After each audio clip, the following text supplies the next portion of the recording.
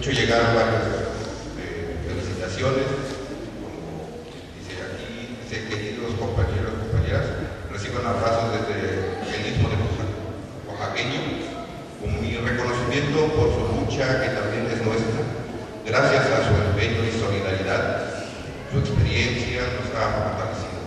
Felicidades por los logros y la libertad, doña Ávila. También nos hacen llegar saludos fraternos por su 10º aniversario de defensa de los derechos humanos, colonos de nuestros legales de Coyoacán y trabajadores del Paso.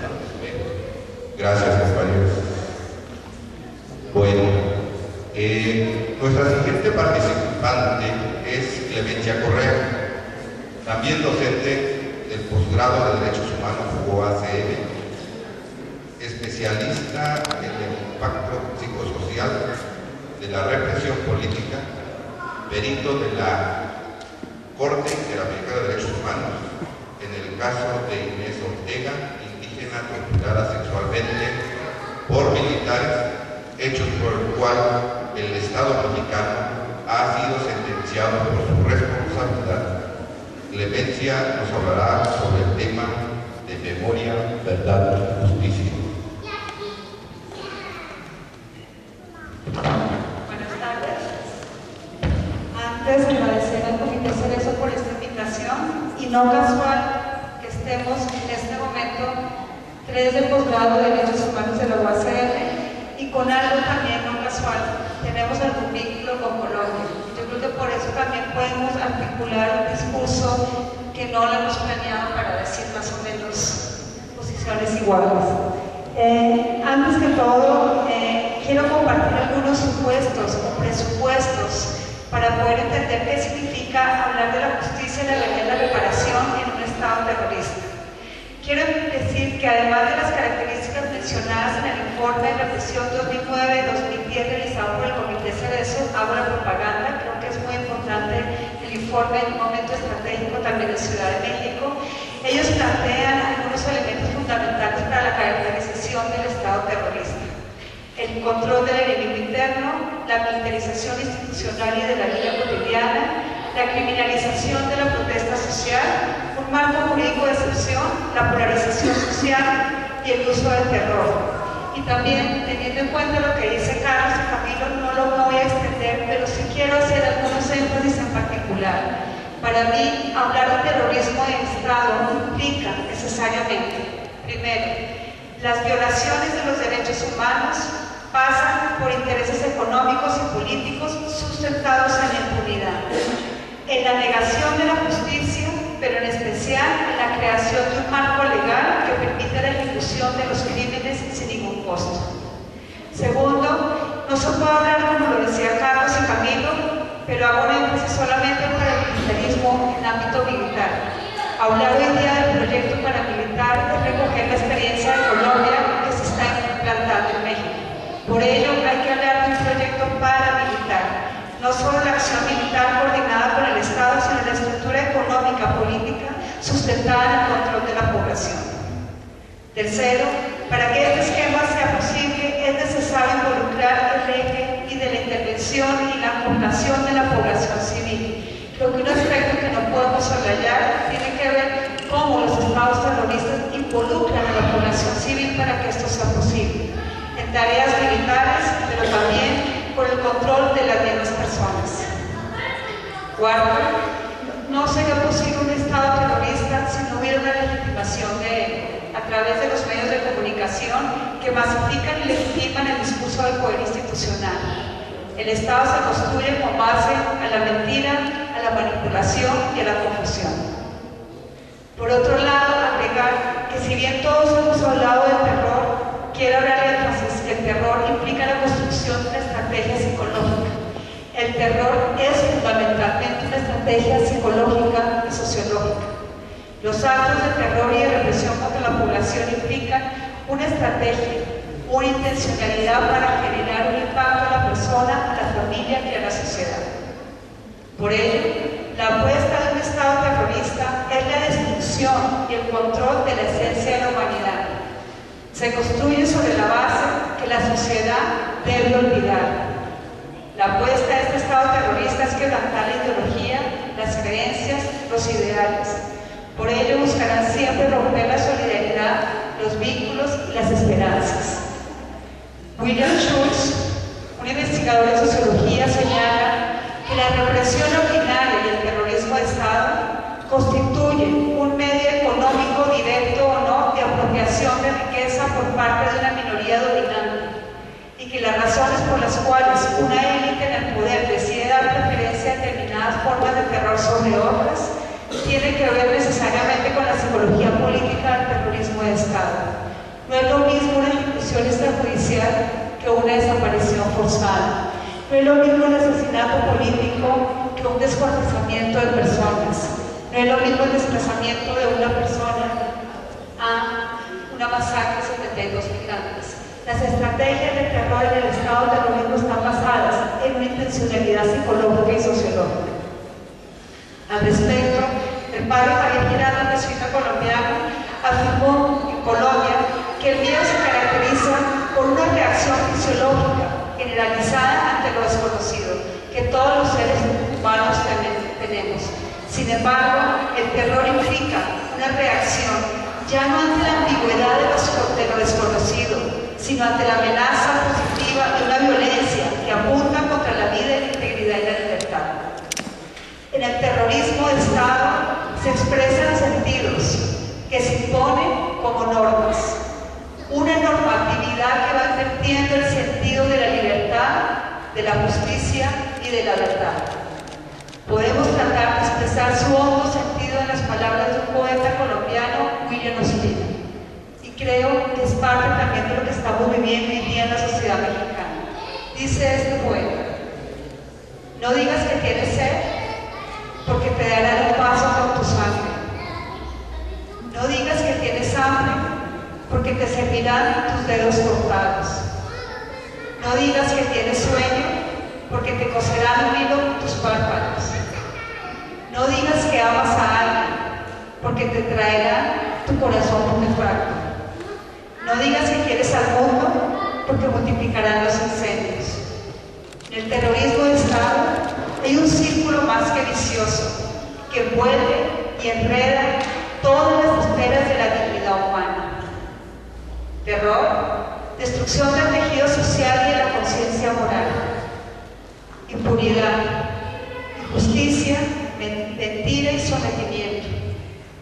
El olvido, la no reparación, el intento de repetición de los crímenes. El silencio como un arma para el acostumbramiento, aceptación y convivencia del terrorismo de Estado. Esos elementos fueron pilares básicos en los regímenes totalitarios del Cono Sur y que son hoy día todavía fundantes de los estados terroristas: impunidad, miedo y olvido. Frente a este escenario, entonces, la exigencia de la verdad, de la justicia y de la reparación se convierte no en un fin en sí mismo, sino en una herramienta fundamental de lucha por la dignidad del pueblo. ¿Quién debe o quién hace esta búsqueda de justicia y de verdad? Solo las víctimas del poder opresor, del Estado terrorista. Y por ello es fundamental que comprendamos este concepto de víctima. Víctima como aquella persona o grupo quien fue agraviado por un actor específico, que desde la perspectiva de derechos humanos es el Estado y solamente el Estado. Hablar de víctima implica necesariamente una relación de víctima y victimario, una relación de uso de fuerza desigual, una relación de fuerza desigual económica, jurídica y política. Hablar de víctima implica reconocer que hay un victimario con una responsabilidad directa. Hablar de víctima implica reconocer también que es una persona activa, que busca y buscará también la defensa de sus derechos. Víctima no significa victimizarla. Víctima no implica una persona pasiva. Es el reconocimiento de un poder opresor. ¿Por qué entonces es necesario exigir verdad, justicia y reparación? Porque no podemos aceptar que nos maten así nomás y ya. Porque por lo menos si nos matan, nos asesinan, nos descuartizan y nos desaparecen, por lo menos debe generar un costo político de sus acciones. Porque quedarnos en el silencio y en el olvido es aceptar la estrategia del victimario. Porque hacerlo sería negar nuestros derechos conquistados históricamente por la lucha de los pueblos. Porque la pretensión de olvidar los crímenes cometidos implica, por un lado, minimizarlos y considerarlos como una manifestación más de una larga tradición de violencia política. Y por otro, porque promueve la repetición de estos crímenes al obstaculizar el recuerdo de la destrucción social. En Colombia, algunas de las víctimas en varios encuentros de víctimas a nivel nacional decían: una de las estrategias más acariciadas de los victimarios, una vez consumados los crímenes del Estado, es la del olvido. El papel de la amnesia en la estrategia de los victimarios mira ante todo la esterilización política de las víctimas, de sus proyectos, de sus sueños, de sus utopías. Tal cauterización, dice el padre Javier Giraldo, del pasado, tal cauterización del pasado es necesaria para que puedan ponerse en proyectos sociopolíticos los victimarios sin alternativas que la compitan. Por ello, creo que es necesario pensar que si el silencio se convierte en la única forma de convivencia humana aceptada por el poder, implica aceptar que el victimario ha tenido la razón. La impunidad de los crímenes del pasado es la negación misma de toda posibilidad de coexistencia entre los seres humanos y de la resolución política civilizada de los conflictos. Por encima de todo, dice el padre Giraldo, la impunidad condiciona a la sociedad frente al futuro, haciendo que ésta sea fundada fundamentalmente de acuerdo con los principios, la ideología y con el modelo de ordenamiento social querido por los victimarios. Otro de los efectos evidentes que busca la impunidad es dejar en el olvido los crímenes cometidos. Si olvidamos lo que hemos vivido, tendremos la tendencia a repetirlo. ¿Y qué mejor para los victimarios, qué mejor para ese sistema que repetir antes que reparar? Dado que reparar implicaría necesariamente restituir jurídica y moralmente a las víctimas. Si se perpetúa la impunidad y no existe la reparación social, ni la reparación moral, ni la reparación jurídica de las víctimas, estamos hablando que los crímenes de que han sido afectados se convierten en mentira. Algunos de los familiares decían en Colombia: es como si nuestros familiares desaparecidos no hubieran existido. Es como si nuestro territorio no existiera. La única forma de tener la certeza de que hemos sido desplazados, familiares desaparecidos, es la verdad y la reparación. Por ello, hoy la verdad, la justicia y la reparación es una conquista de los pueblos en el sistema internacional de Naciones Unidas, en el sistema interamericano e incluso hoy en la reforma constitucional de México en materia de derechos humanos. Hoy por primera vez en México se incluye la reparación como un derecho constitucional.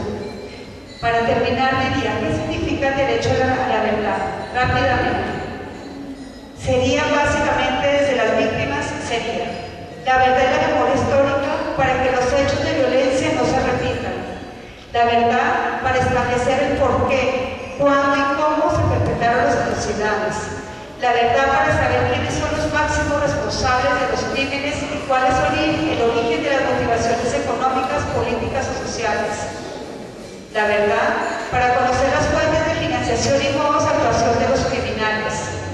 La verdad para demostrar el carácter sistemático y señalar a quienes han favorecido y quienes se han beneficiado con estos crímenes. La verdad para que se conozca públicamente a través de medios masivos de comunicación el contenido integral de esta historia de horror. Esta verdad ha sido expuesta en el Movimiento Nacional de Víctimas en Colombia. El derecho a la justicia. El derecho a la justicia entendido como un signo que incluye la investigación, juicio y sanción a los responsables. El derecho a la justicia implica la obligación de combatir los obstáculos a su aplicación mediante la restricción o exclusión, según el caso, de medidas tales como las amnistías, los indultos. Obliga también a respetar las reglas de los procesos jurídicos. En últimas, la justicia para que se esclarezcan totalmente los hechos y se castiguen a los responsables. responsables.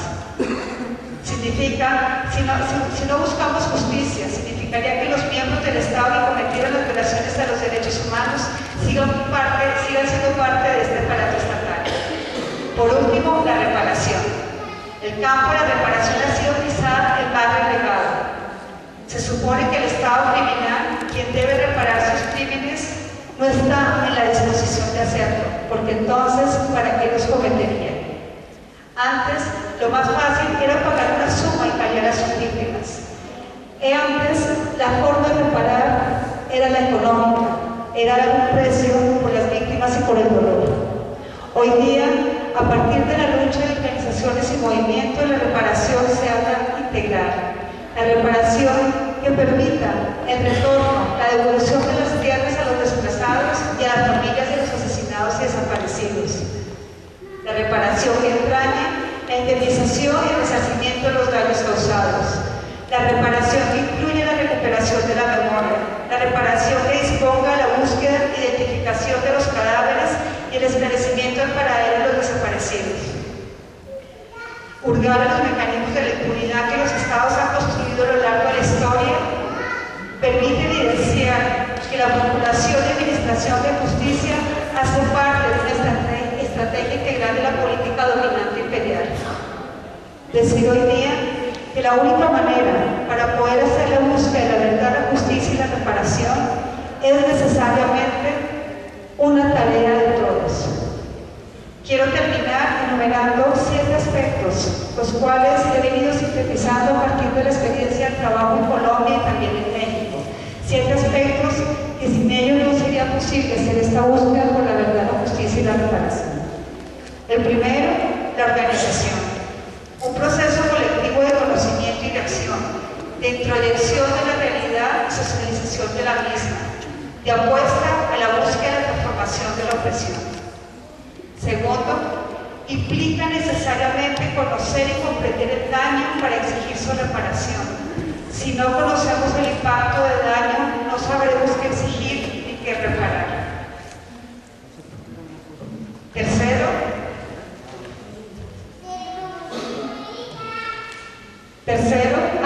el impacto del daño pasa no solo por las afectaciones psicológicas y físicas, tanto a nivel individual y familiar, tanto en la organización como en la sociedad. Hablar de la afectación del daño pasa por la afectación del miedo, de la estigmatización y del señalamiento. Hablar de la reparación del daño implica la ruptura de los proyectos de vida. Tercero, documentar para poder demostrar la verdad de las víctimas, es decir, que esas violaciones a los derechos humanos se han cometido. Demostrar también a través de la documentación la estrategia y la intencionalidad de la acción del victimario.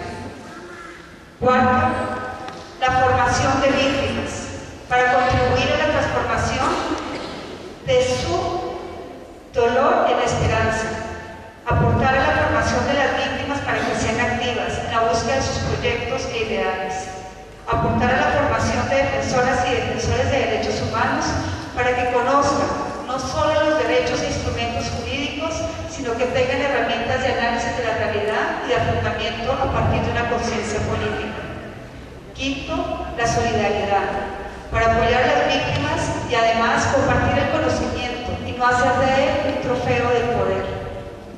Sexto, la creación de medidas de seguridad, medidas de protección que permitan desarrollar el trabajo y no dejar el campo abierto al victimario. Séptimo y por último, una postura ética e ideológica, irrenunciable, que contemple el lugar de las víctimas como parte de las decisiones, que no se venda nadie a la seducción del Estado, que no se ceda ante los artilugios de actores por comodidad. Y concluyo con esto y quiero dar agradecimiento al Comité Cerezo porque creo que todo esto es parte de lo que ellos están haciendo.